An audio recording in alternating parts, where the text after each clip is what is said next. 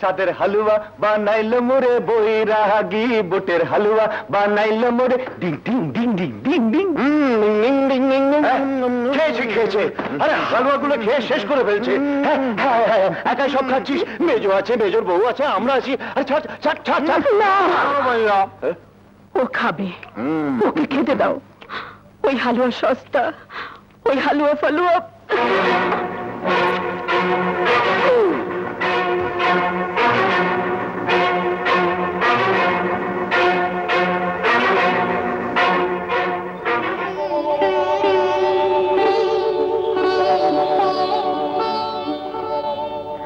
আল্লাহ, আমার সুখের সাগরে যেন দুঃখের ঝড় না ওঠে, ওরা যেন আমার এই বুকটাকে খালি করে দিয়ে না যায়।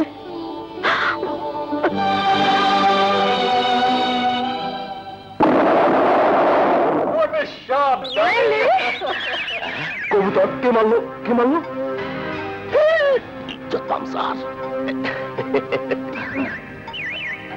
বাহ ভাবি বাহ, আপনি তো পাক্কা শিকারী। উড়ন্ত বাঘটাকে ফেলে দিলেন। তা হঠাৎ ওর থেকে উদয় হলে কদম আলী? আর বলো না দোস্ত, ব্যবসায়ী মানুষের কি ঠিক ঠিকানা আছে? তাহলে তোমার চামড়ার ব্যবসা বেশ জমজমাট, তাই না? চামড়ার ব্যবসা বলো না, বলো ট্যানারি, তা মোটামুটি সামথিং। তোমার কি খবর, চাকরি না ব্যবসা? হ্যাঁ মানে কিসের চাকরি? ব্যবসা। ব্যবসা করবে, ব্যবসা ছাড়া টাকার মুখ দেখা যায়? কারেক্ট, ঠিক বলেছেন ভাবি। টাকা না থাকলে জীবনের কোনো আশা আকাঙ্ক্ষা পূরণ করা যায় না, আর সেই টাকা তৈরির একমাত্র মেশিন হলো ব্যবসা। আর বড় ঝুঁকি না নিলে বড় ব্যবসাও হয় না। কথাটা আপনি বন্ধুকে বোঝান। লন্ডন থেকে বায়োকেমিস্ট্রিতে ডিগ্রি নিয়ে প্রসপেক্টিভ একটা প্ল্যানও নিয়ে এলো। এখন চাকরির কথা ভাববার কোনো মানে হয়? তা তো ঠিকই। তা সাহেব, কথাটা তোমার ভাইজানকে বলনি? ও মুখ খুলবে তবেই তো হয়েছে। ভাইজানকে বলবো আমি নিজে। কদম ভাই, ভাইজানকে রাজি করাবার দায়িত্ব আমার। এখন আপনি বলুন, আপনি আমাদের হেল্প করবেন কিনা? আমি মানে এটা তো আপনাদের নিজস্ব ব্যাপার। হোক নিজস্ব ব্যাপার, সাহেব তো আপনার বন্ধু। ব্যবসা সম্বন্ধে কোনো অভিজ্ঞতা ওরও নেই, আমারও নেই। আপনি অভিজ্ঞ মানুষ, বুদ্ধিমান, মনে হয় পাবলিক রিলেশন খুব ভালো। আপনার বুদ্ধি পরামর্শ আমাদের ভাইটাল নেসেসিটি, তাই আপনাকে আমরা পাশে চাই। ঠিক আছে, আগে আপনার ভাইজানকে রাজি করা। উই শুড লিভ নাও, বাড়ি চলো। চলি কদম আলী। আচ্ছা, See you again. পাখি, থ্যাঙ্কস, আবার দেখা হবে। দেখা তো হতেই হবে, না হলে সৎ ভাই সবুজকে কি করে গ্রাম থেকে সরাবো? আমার এত বড় সওদা ময়নাকে কবজায় আনতে হবে না?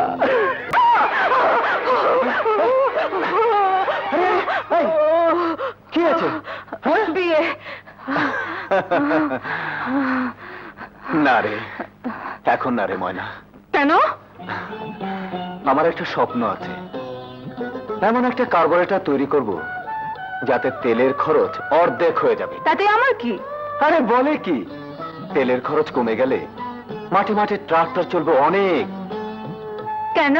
দেখ, কিচ্ছু বুঝিস না, মাছ ভাজা ছাড়া কিচ্ছু বুঝিস না। আমাদের দেশে চাষিরা গরিব, তেলের খরচ কুলিয়ে উঠতে পারে না, তাই ওরকম একটা কার্বোরেটর তৈরি করতে পারলে। থাক তোর কার্বোরেটর নিয়ে, আমি চললাম। আমাকে শত ডাকলে আর পাবি না। তা যা না। সাহেব কোথায়? ব্যবসার কাজে শহরে ব্যাংকে গিয়েছে। খুব ভালো, এতদিনে তাহলে ব্যবসার খেয়াল মাথায় ঢুকেছে আমার দোস্তের। ব্যবসা বললে তো আর ব্যবসা হয় না, টাকার দরকার, অনেক টাকা। হাফিজ মেয়ে তো টাকার অভাব নেই। বলে তো সাহেবকে লেখাপড়া শিখাতে নগদ টাকা সব শেষ। চালাকি, সাহেবের জন্য আর কত টাকা খরচ হয়েছে? টাকা খরচ করে তো সৎ ভাইটার পেছনে, কাজকর্ম নেই, শুধু খাবে আর গ্রামের মেয়ে লোকের সঙ্গে ফষ্টি নষ্টি করবে। ওই ভাবি আর ভাই লাই দিয়ে দিয়ে মাথায় তুলেছে। এই তুমি কি বলছো মেজো বউ? আমি তো সবার ভালোর জন্যই বলছি ভাইজান। তাই বলে আমার এত কষ্টে গড়া সম্পত্তি? ভাইজান, এইটুকুর মধ্যে আমরা সীমাবদ্ধ কেন থাকবো? তাহলে কেন সাহেবকে এত কষ্ট করে এতগুলো বছর লন্ডনে রেখে লেখাপড়া শিখালেন? সে কি চাকরির জন্য? খুব পয়সা পাবে চাকরি করে। বিশ্বাস করুন ভাইজান, সাহেব লন্ডন থেকে ব্যবসার যে প্ল্যান নিয়ে এসেছে, আমি শিওর তাতে মাত্র 2 বছরে 10 গুণ হয়ে ফিরে আসবে এই টাকা। কেন আমরা বড় হব না ভাইজান? তোমাদের সঙ্গে কি কথায় পারবার জো আছে? তোমরা হলে সব শিক্ষিত, আর আমি হলাম গিয়ে মূর্খ মানুষ। জি ভাইজান, এমন কথা বলবেন না। আপনি আমাদের সবার গুরুজন। আপনার দোয়াই সবচেয়ে বড় সম্পদ। আমাদের উপর বিশ্বাস রাখুন ভাইজান। শাহেদ আপনার ভাই, এক মায়ের পেটের ভাই। আর আমি এবারের মেজু বউ। এবারের যাতে অমঙ্গল হয় তা কি আমরা করতে পারি ভাইজান? আমি শুধু চাই আমাদের সবার বেঁচে থাকার ধারাটা বদলে দিতে। কিন্তু ভাইজান, আপনি যদি মুখ ফিরিয়ে নেন তাহলে তো সবকিছু ব্যর্থ হয়ে যাবে ভাইজান। বেশ, আমি আজই আনোয়ার শেঠের সঙ্গে কথা বলবো। আনোয়ার শেঠ? ঠিক আছে, কাল 11টায় টাকা নিয়ে রেজিস্ট্রারি অফিসে হাজির থাকবো। তাহলে এখন আমি আসি আনোয়ার শেঠ। হ্যাঁ, আসসালামু আলাইকুম।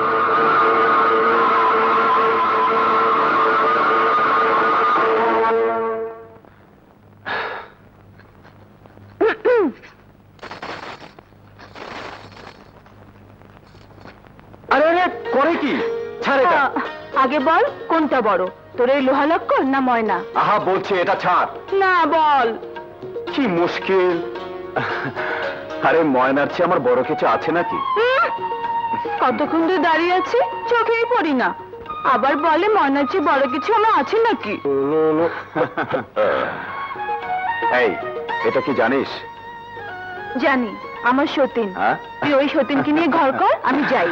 আরে আরে, আরে, কার্বোরেটর কি নিয়ে ঘর বাঁধা যায় নাকি? ঘর বাঁধবো তো আমার ময়না পাখিকে।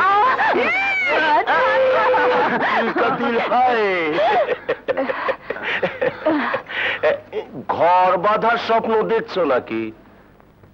কেন, তোমার কি তাতে গায়ে ছ্যাঁকা লাগে নাকি? আমার গায়ে ছ্যাঁকা লাগবে কেন? আমার তো বরং গায়ের মানুষ হিসাবে খুশি হবার কথা। অবশ্য যদি তোমরা সত্যি ঘর বাঁধতে পারো। তার মানে কি বলতে চাও তুমি?